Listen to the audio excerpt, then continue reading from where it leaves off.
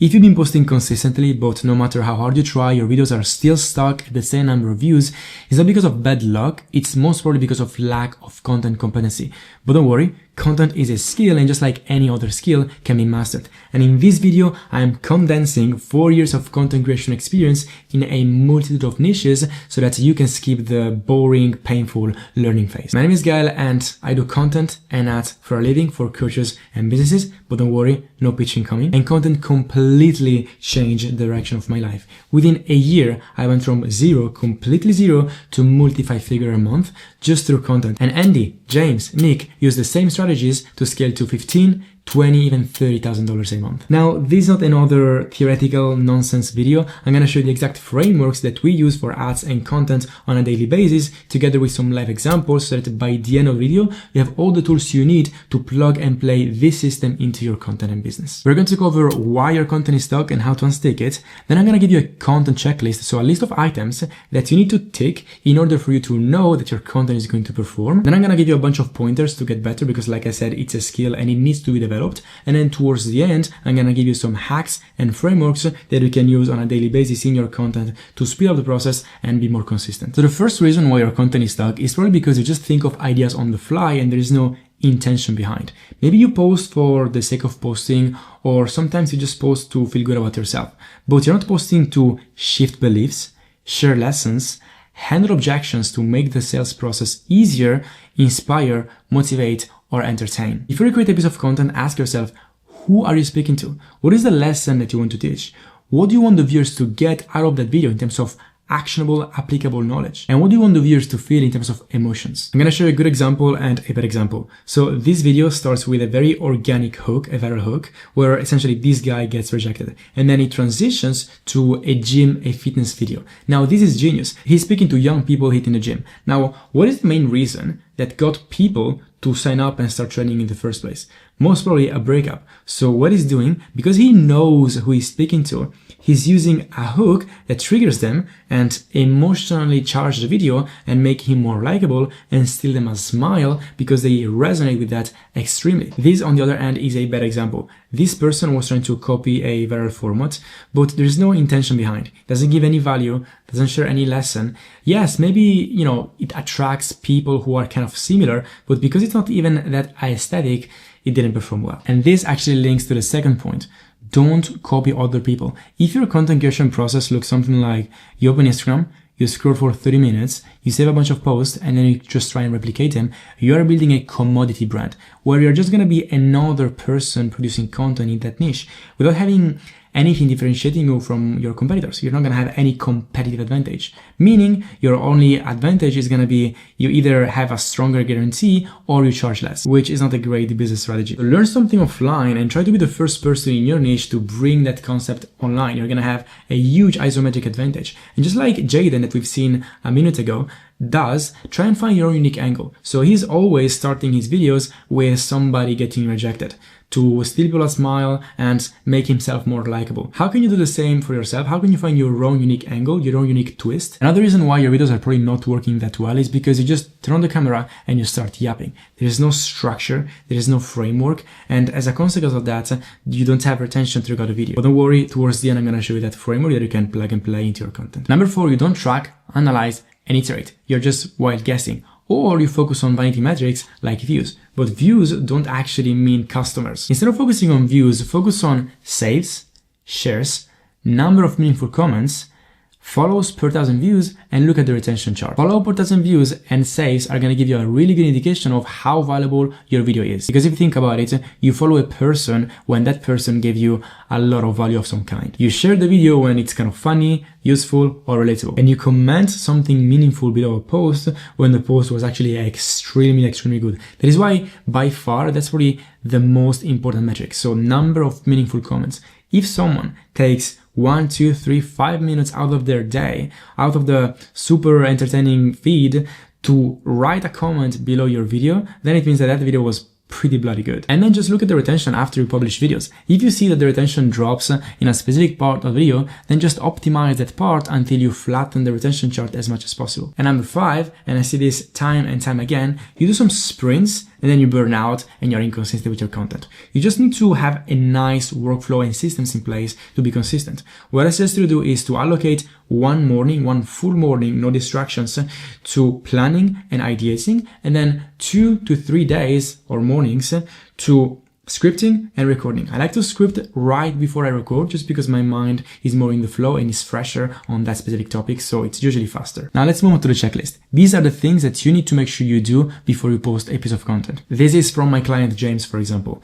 Something memorable is something that is actually unique. So how can you use like a skit, a viral hook, a Snapchat hook? How can you steal people a smile so that they can remember you throughout the day? The key is if you can enter people's life even outside the smartphone, then you're making a good job at personal branding. Would people ask for a refund if they had paid $5 to watch that video? If you get into integration with this mindset, you're gonna make every single piece of content extremely valuable. Because in actual fact, people are paying. They're not paying with dollars, they're paying with their attention, which is probably even more valuable nowadays. So make every single piece of content extremely valuable. Is it actionable? Can people implement the value that you're providing straight after the video? This is a very good example from my client John. Straight away, he starts by explaining exercises that people can implement right after the video or even during the video. Is it coherent with the ICP goal or situation? I have another example from James here. Dad went for a long run this morning. This is extremely coherent and relatable because usually what happens is when the ICP goes on a long run, they come back and they are absolutely wrecked and they fall asleep. This is a very smart and subtle way to trigger the ICP without calling them out. You call them out with a relatable moment with a hook, and then you transition onto a value part. This is subtle but super important. Your script shouldn't make sense if read by somebody else, because if they do, it means that you didn't personalize them enough. You should always bake some brand outliers into your content to make, again, your content unique. Does the epiphany, so the turning point of the video, come too soon? If it does, if it comes within the first 5 to 10 seconds, then why would they watch until the end? So try and have a hook, have an amplifier to make people more emotionally invested, as we're going to see in the framework I'm going to give you at the end. And then delay the epiphany as much as possible so that you kind of let them hang until the payoff. And then by the time you give the payoff, they are so hooked that at that point they get until the end. That's how you maximize their attention. Is your epiphany moment insanely relatable and will make someone feel deeply connected? Does your outcome make them feel like they have done a sense of progress even without doing anything? So if you're making a video on how to solve back pain, for example, you should make people feel throughout the video as if the pain was alleviating just because they know this new piece of information. And in the hook specifically, is it different than anything they've ever seen? Do they know what they're going to get out of the video? Do you position yourself as the person they want to hear this information from? So do you build enough authority and trust? Did we generate enough curiosity for them to be engaged enough to watch the whole thing? Did you make yourself likable enough? And you can clearly see that all the videos I showed until this point tick all those boxes. For example, this video from James, the hook is something super new that people have never seen. They know straight away what the video is going to be about because we call out the ICP, dad, long run, sleeping, low energy. He positions himself as the person they want to hear this information from because he's extremely confident as he starts talking and he has an expert frame. And of course, we pick enough interest in the hook and we make them smile so we're likable. Right, now before we dive into the hacks and frameworks, how do you actually get better over time? How do you develop this content creation skill, this content competency? The first thing you can do is to increase the perceived and actual value. So first of all, work on packaging. On YouTube is going to be working on your thumbnails and titles. Make them more professional. Get a good thumbnail designer. On Instagram is going to be work on your hooks. So focus on what we just covered above. Increase the quality. Tip for you. Watch the video without the volume and ask yourself, are you credible? Are you building authority? Are you interesting? Do you look like the person they want to hear this information from? It's not just about value. It's not just about confidence. It's about how you look and appear. And then do the opposite. Look away. Don't look at the screen and just listen. And don't even pay attention to the concept. Just listen. Does your voice sound confident enough? Are you convincing? Are you magnetic? A great example is Emily McDonald. As you can see, I'm not listening, I'm not doing anything, but because of how she looks and how she speaks, I'm intrigued. She's magnetic. I want to hear what she's saying. And there are only two things that can make up for poor packaging. And these things are uniqueness and great value. If you can provide some unique, insane value that they've never heard of, they're going to go past poor packaging. That's why you see some videos that are absolutely banging on YouTube, for example, even though the packaging is a bit meh. But if you can tick all these boxes and you can have a great packaging and great unique value, it's just a matter of time and volume before you succeed. Detached from vanity metrics. Like I said, stop looking at the views and create content that actually gets people closer to buy from you. Imagine that you couldn't sell on sales calls and you cannot even have a conversation with your prospects. What kind of content would you create to convince them and handle objections and get them closer to buy? Stop copying what's working for others and start building your own personal brand. Treat your videos like a trailer for your personal brand. Imagine your personal brand, your Instagram profile, it's a movie, right? Every single piece of content is a trailer of that movie. Because if you think about it, it's exactly the same, right? You launch your reels and people see your reels in their feed, right?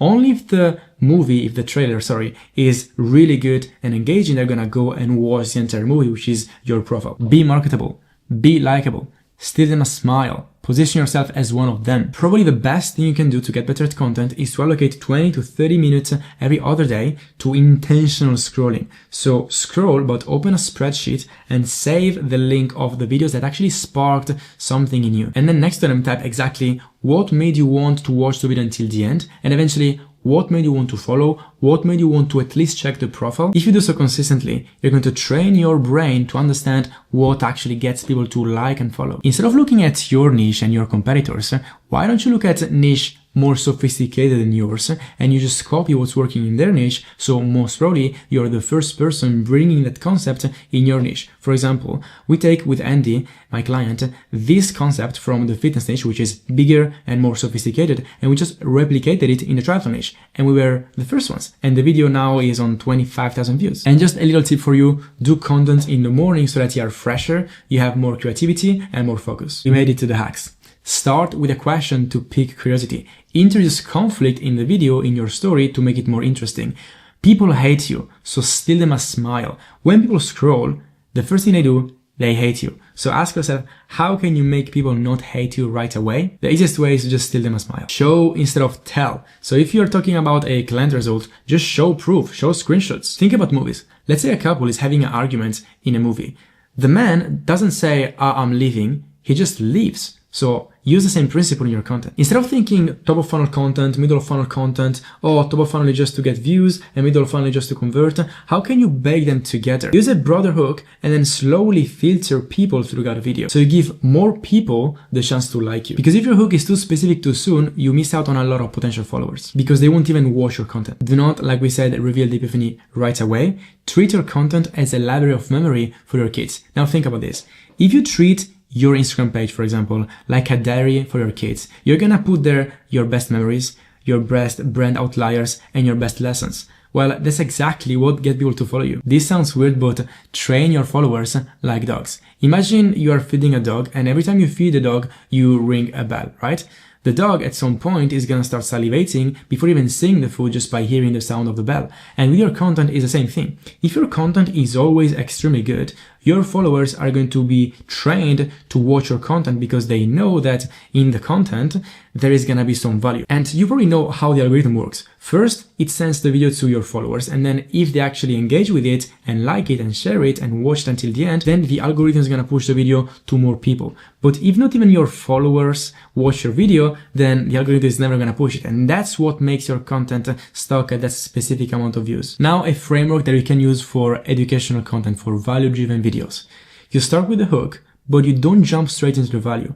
You use an amplifier where you kill expectations and increase the stakes or increase resonance. Then you provide some context if needed. Then there's going to be a turning point, so the epiphany, and then you provide value. You walk them through the process, and the process must be actionable. They can implement it right away after the video or during the video. It's clear and concise. And then you can do or not do a call to action. But before you get people to check out your page or follow you or comment for a resource, what you want to do is you want to kind of summarize and wrap everything up to wrap the tip into a very, very quick applicable tip. Now you have all the tools to fix your views and fix your attention problem. But if you still have a conversion problem, that you must check out this video where I explain exactly how to hire, train, onboard, and manage a setter that converts all these attention that you're getting from ads and organic content.